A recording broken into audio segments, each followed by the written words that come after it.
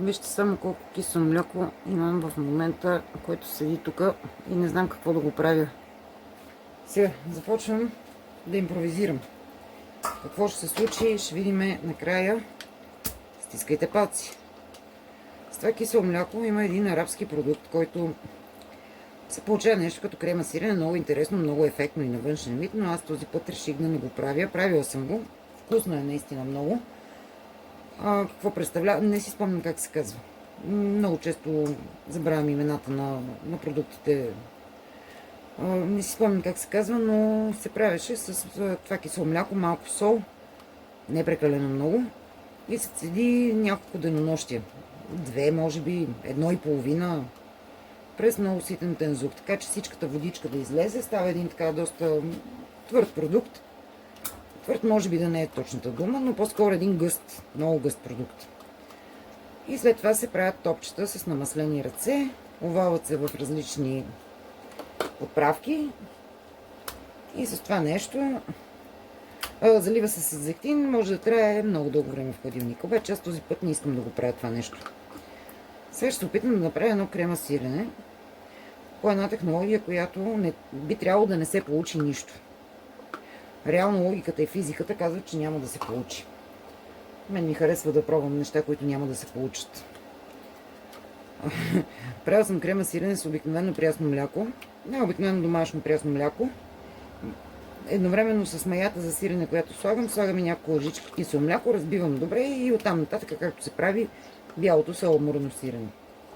Горе-долу подобна е технологията и на френски сирена пресни, скандинавски, има едно немско. Не ме питайте за имена, мога да ви ги изпиша на екрана. Мога да ви ги изпиша, но особено френският ми акцент е такъв, който по-добре да не ви ги казвам. Едно от наименованията беше сирене бяло сирене. Думата за сирене на френски и думата за бяло на френски пак. Но моя френски е втори майчин. Шегувам се. Изобщо френски наистина един от езиците, които дори не го разбирам. Какво става да го приказвам. Тук има една половина кофичка, която използвах преди малко, другата половина за нещо. Сега от тия всичките, едно от млеката, ама не си спомням, мисля, че това зеленото ли беше. Това зеленото беше с един ден изтекал срок, а може би да беше и... Аз не го виждам къде е. Не го виждам. Защо не е влязло в... И това синьото. То е цедено. Беше с един ден изтекал срок, но за един ден наистина хора няма... Сега виждате ли колко много водичка? Това нещо можех да го изсипа, ако го бях просто само така да бях направила на кофичката предварително. След това тя щеше да си... И да ги оставя да се темперират. Нещо, което направих. Те стоят на кухненския плот от 2 часа, за да станат на температура подходяща за подквас. То на киселото мляко почти няма какво да му се подквасва. Той почти не са останали някакви млечно-кисели бактерии. Има, не са останалите там подходящи за лактоза неща. Захарите, които съдържа естественото прясно мляко. Би трябвало млечно-киселите бактерии да са ги изяли и да са ги преработили в киселина. Само че на това купено мляко, а тези 2 кофички са от Македония. Там доста по-често можем да ходим, за разлика от България, много по-близо ни е. И там киселото мляко, както и заквасената сметана, са абсолютно същите като в България. И аз много често оттам си купувам лятото. Единствената стока, за която могат да ме хванат на границата контрабанда, е кисело мляко и заквасена сметана. Точно като нашите български. Сега, аз не знам вече, той съд няма да ми стигне до никъде. Аз искам да сложи 1 литър мляко. Сега ще го пресипа в по-голяма и се връщам. Аз наистина по-добре половината да го бях направила на този арабски продукт, дето изобщо не си спомням как се казва. Там проблема не е в произношението. Няма да ви го кажа, защото изобщо не помня как се казва. Кисело мляко с сол, цедено много дълго време, за да не остане никаква течност в тензух. И след това овалени топчета с намаслени ръце. Мънички, много ефектно изглеждат. В различни подправки могат да се овалят. Бурканчета догоре с зехтин. Ако го слагате в хладилника, ако някой реши все пак да си направи тая рецепта, ако го слагате в хладилника, е хубаво този зехтин или да е в по-малки бурканчета, за да го извадите на кухненския плод, да се размекне, да не замръзне. Той става като масло в хладилника. Ако не, другия вариант е да го разредите с малко слънчогледово олио. Зехтина. И без това в България зехтина е достатъчно скъп продукт. Сега, съжалявам за осветлението. Навънка е страшна жега. Нещо, което не бяхте чували в това видео. Ха-ха. Правят ми забележка, познати, че непрекъснато казвам колко е горещо. Извинете много, ма наистина е горещо. Не бе, хора, не ви се оплаквам. Не можете да ми помогнете за това. Аз съм го приела вече като факт. От 2009 година съм тук. И знам, че навънка е горещо през юли и през август. Споделям го като факт сега в момента, защото имам алуминиево фолио и фибран на прозорците и не влиза естествена светлина. И точно в момента, часа е 4, един от най-горещите часове на денонощието, наистина не искам да го махам и съм включила изкуствено осветление. Надявам се да виждате достатъчно добре. Това откъде попадна? Тая бъркалка. Момент.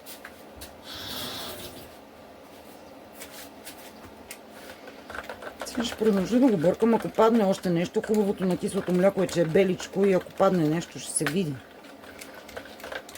Но интересно. Сега бъркам го, за да си стане една хомогенна смес с прясното, което ще добавя. Мая за сирене в вече подквасено, изцяло готово кисело мляко, няма почти никакъв смисъл да се слага. Затова ще сложа 1 литър прясно мляко. Само един имам, че ще да сложа 2 или 3 на това количество, но сега имам един, ще сложа един. 4 часа след обяд, няма кой да отида до магазина. Мъжа ми спи. Аз нямам абсолютно никакво желание да се показвам навън. Така че отпада. 1 литър. Само колкото маята за сирене да подейства с това, което има прясното мляко с захарите, да ги превърне в... да ги подсири, да кажем. И по този начин да стане не точно еднородна смес, но да помогне и на кислото мляко да не да се превърне в сирене. То не може да се превърне в нищо друго. Докато ако беше чисто прясно мляко, само прясно мляко с една лъжичка кисело вътре и тази мая става страхотно крема сирене. Правила съм го, можете да опитате. Много бързо, лесно става. Загрява се млякото на температура 30 няколко градуса, 36 обикновено, но тук в момента беше в стаята, в която няма климатик, 32 градуса. Не, малко повече беше. Добре, да приемем, че е 32. Напълно достатъчно е. Няма да го слагам на котлона, за да не вземе да стане това кисело мляко на извара. Точно това ще му се случи веднага. И сега аз не знам цялото количество на това нещо, така че ще слагам мая на око. Можем да смятаме заедно 2, 4, 6, 8 кутийки по 200 грама, килограми и 800, 2 по 400, още 800, 2,6 и 1 литър прясно. Ама не, аз всъщност не трябва да слагам. Чакайте, аз какво смятам? Аз смятам общото количество, но късото мляко не се смята по този начин, защото маята няма да има с него взимане-даване. 1 литър прясно мляко е, и то на всичкото отгоре това прясно мляко, ето вижте го, е OHT, тези млека, които пълномаслено, хубаво, радвам се, че е пълномаслено, но това от тези млека, които стоят извън хладилника и имат срок на годност, горе-долу колкото нашия. Мисля, че на мен срока на годност ми е примерно 50 години, а това мляко му е 52. Шегувам се хора. Дълъг срок на годност има, знаете за кои млека ви говоря. Само да си взема някаква подложка да оставя това и да сложим мая. Мая тогава при това положение ще сложим така на око. Колкото си решим. Аз колко да реша този път, не знам. И ще реша 2 чайни лъжички. Добре. Сега, тази рецепта почти сигурно ще стане пълен провал. Най-вероятно ще стане някакъв продукт като цедено мляко, но няма да стане крема сирене в този вариант, в който аз наистина исках.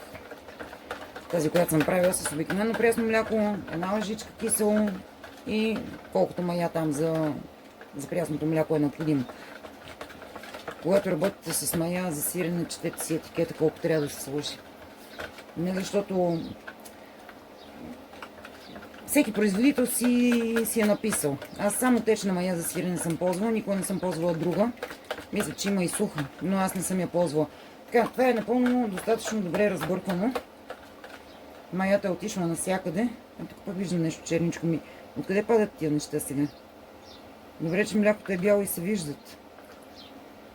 От това нещо аз не очаквам да стане твърдо сирене в класическия смисъл, което може да се сложи между две дъски, да се натисне с тежест, да се отседи и по този начин да стане твърдо, да се реже на парчета. Очаквам сирене тип Филаделфия.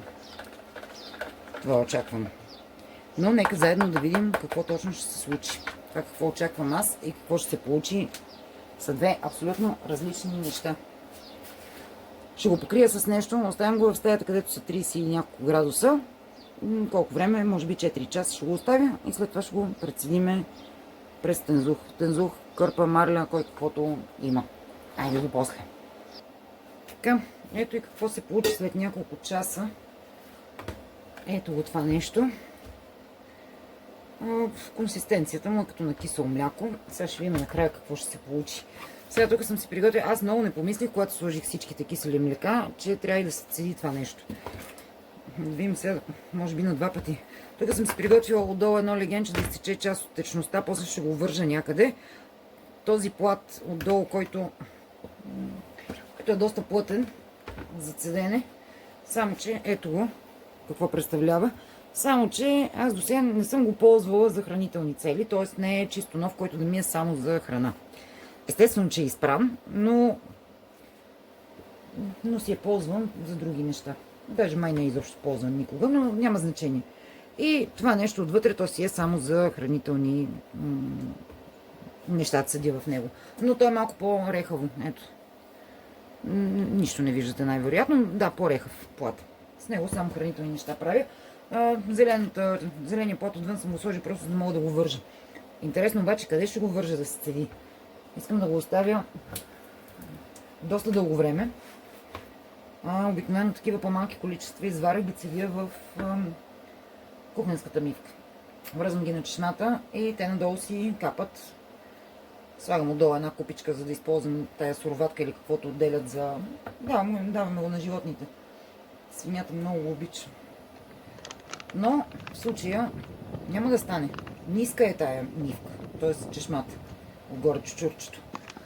Единственото, за което се сещам, е да го сложа на кухненския шкаф, горния, на дръжката да го завържа и отдолу на плота да сложа някакво легенче, което да събира каквото има да се събира. Друга идея аз наистина нямам. Изобщо не ми идва на къла къде бих могла на друго място да го сложа. Сега да го сложа някъде, то най-лесно, ако трябва нещо да окача, нали, два стола, на облегалките на столовете да сложа дълга пръчка, имам такива дървени, и отдолу да му сложа един леген. Това не е някаква страшна... Бих могла да го направя, обаче никак не ми се иска Мая да минава близо до него. Тя не е, че нещо ще му направи, тя не е крадла, за разлика от предишното ни куче, което само чакаше възможност да открадне нещо. Макс. Един път ни беше оставил без ядене, без обяд. Явно обичаше агнешко и той беше много мъничък. Той изобщо не стигаше до кухненския плод, тогава уж не стигаше. В един момент аз с периферното зрение го виждам, че се разхожда нещо в кухнята, в едната посока много бавно и предпазливо, а в другата посока много бързо. Викам, бе, какво прави това куче, защо така се държи? А той какво правил? Отивал на кухненския плод, беше една тава, агнешко с ориз. Отива, взима си мръвка и бяга към спалнята. Аз се разсейвам, не, аз въобще той беше наистина много малък. Изобщо нямах представа, че може да стигне до кухненския плод. Докато Майя никога няма да вземе нещо, ако не съм го дала. Дори понякога знае, че някои неща не са за нея и някак си се чуди много дали да ги вземе, дори когато и ги давам. Ама всяко куче си има неговия характер. Не са еднакви. И по отношение на хората и животните, например, предишното ни куче обожаваше животни, всякакви, малки, трепереше върху тях, пазеше ги, докато Майя би изяла някоя, ако има възможност. Но пък тя допуска хора от дома, докато той не. Той беше казал, че никой човек не е добре дошъл от дома. И да ви кажа честно, аз понякога го разбирам наистина. Защо предпочиташе животните пред хората. Ето, това е положението сега. Аз трябва да му хвана тези 4 крайчета и да измисля някакъв начин. Да видя само колко е тежко. Горе-долу мога да си представя колко е тежко. Това няма да мога да го вържа на... Виждате ли как се излиза суроватката? Много добре се излиза суроватката, но трябва да измисля къде да го вържа това нещо. То ще седи доста време. Опасявам се, че дръжката на кухненския шкаф ще намеря заедно с това нещо долу на плота.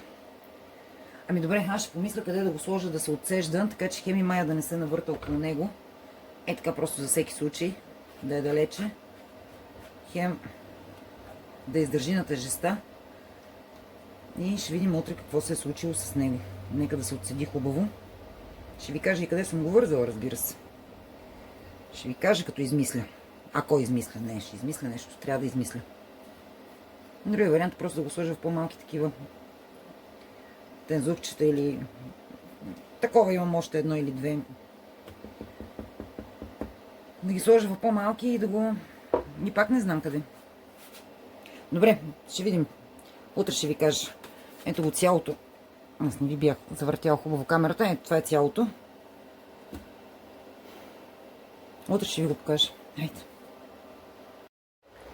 Айде да видим на какво е станало това сиренце. Ето така го бях вързала, като му сложих... Сега вие не виждате най-вероятно. Ще го наведа малко. Ето така го бях вързала и първоначално с тази дълга пръчка, ето колко е дълга, си блокирах 1,5 кухненски шкафове. Наистина го сложих на дръжките на кухненския шкаф, но на две от дръжките на един двоен шкаф, както са така вратичките на двете вратички, където са ми чиниите. И доста дълго време не можех да си използвам шкафа. А в същото време, понеже пръчката е много дълга, също не можех да отворя и половината от този с чаши. И това беше до така, един момент, в който реших, че това нещо много ми пречи. И го преместих с тая дълга пръчка на 2 стола в една стая, където Мая няма достъп. Затворих вратата просто. Стоя там до късно вечерта и малко преди да си легнем, пак си го сложих на кухненския шкаф. Това нещо аз на няколко пъти бъркам тайно и го опитвам. Много е вкусно. Няма нищо общо с вкуса на кисело мляко, а по-скоро е консистенцията на... Не консистенцията, малко повече трябва да се отседи, за да стане Филаделфия, но има вкуса на Филаделфия. Сега с него какво ще направим? Половината от това ще си го прибера както си е, само не знам нито какво виждате. Точно такова нещо съм правила обаче от прясно мляко. То е много мекичко и наистина трябва да се суши повече, да се отседи. На мен ще взема лъжица, за да се отседи още. Той сега даже капеше малко, ама така доста рядко вече прокапваше. Но пак започна да ми пречи. И съответно ще го оставя половината точно както си е в тая кутийка, а другата половина ще го осоля и пак ще го оставя да се цеди. Солта ще му помогне да си пусне всичкото останало, всичката водичка. Обаче вече ще е по-малко пакетче и съответно изобщо няма да ми пречи, мога да си го сложа на много други места. Иначе наистина това с количеството не беше добра идея, просто наистина не помислих за това, че трябва някъде да го сложа да се отседи. Една комшийка ми предложи, но не искам много да я занимавам жената с моите неща. Предложи ми в мазето на гредите отгоре има така сериозни пирони, на които даже някога са слагали много неща. Там не може да отиде никое животно, а и нейното мазе се затваря много добре. За разлика от нашото, защото в нашото винаги вратата е отворена, Мая там се крие от жегите. И не само.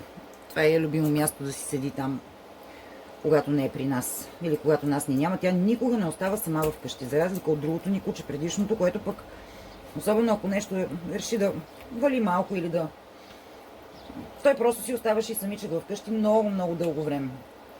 Изобщо не му беше проблем, докато Мая никога не остава сама вътре в къщата. Мисля, че един или два пъти просто не беше разбрала, че ще излизаме и беше останала. Не знам как се е чувствала, докато ни е нямало, но определено я е страх.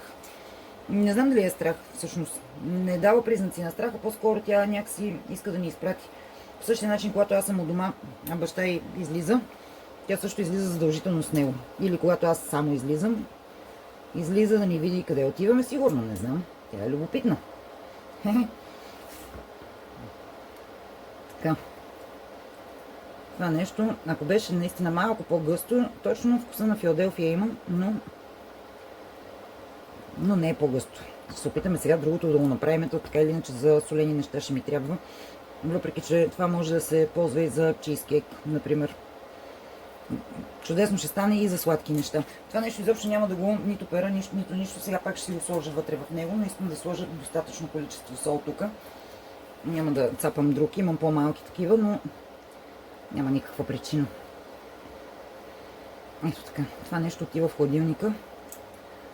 Ако много ми хареса после осоленото и наистина стане с така добра консистенция, ще си го осоля и това. Много е вкусно. Много е вкусно. Може би, защото аз обичам наистина Филаделфия. Така. Сега. Слагам само сол за момента. Ако си получи тая гъстота, която аз искам, ще сложа още малко, ще отнема обаче, за да мога да го разбъркам хубаво. Но то пък няма да се събере. Сега няма да цапам 80 кутийки. Наистина по-голямото количество го искам осолено. Така че ето така достатъчно сол ще сложа. И дано наистина се отседи още по-добре. Имам чувство, че това нещо сега със солта, ако си го намажа на една филийка, до края на седмицата няма да ям нищо друго. Не, с една филийка няма да мина до края на седмицата, имам предвид, че това е като така гъстота е точно като за една хубава препечена филийка хляб. И да ви кажа честно, без значение, че тук що изключих фурната.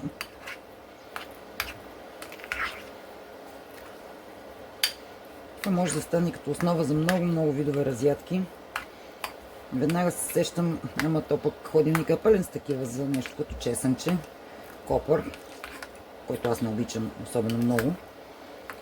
Но в момента имам и дзадзики, имам тирокафтери, имам още една пак с цедено кисело мляко и малко чесън, тиквички.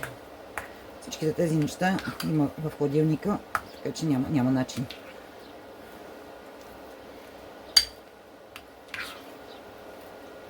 Ето сега с тази сос се надявам по-бързо да му се отседи каквото е останало в него. Аз не виждам да има вода, просто такава си е консистенцията. Но хора, може и въобще да не го отседа, да ви кажа честно. Даже май точно това ще му се случи. Невероятно. Аз наистина обичам много Филаделфия. Това има абсолютно същия вкус. Просто не е толкова гъсто. Може би съм прекалила малко със солта. Всъщност на мен ми е супер, което означава, че съм прекалила със солта. Че на някой друг няма да му хареса, ама то пък много лесно от другото мога да добавя.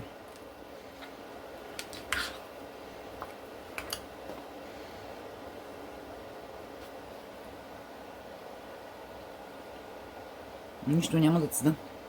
Нищо няма да цъда. Ще сложа още малко от това, за да може да го ядат и нормални хора. Не такива любители на сол като мен. И си го прибирам в хладилника. Това нещо аз ще си го изям ей така, с филийки хляб. Други планове имах за това сирене, но не мога да устоя. Сега с това, което остава, ще видя за колко време ще успея да изям това.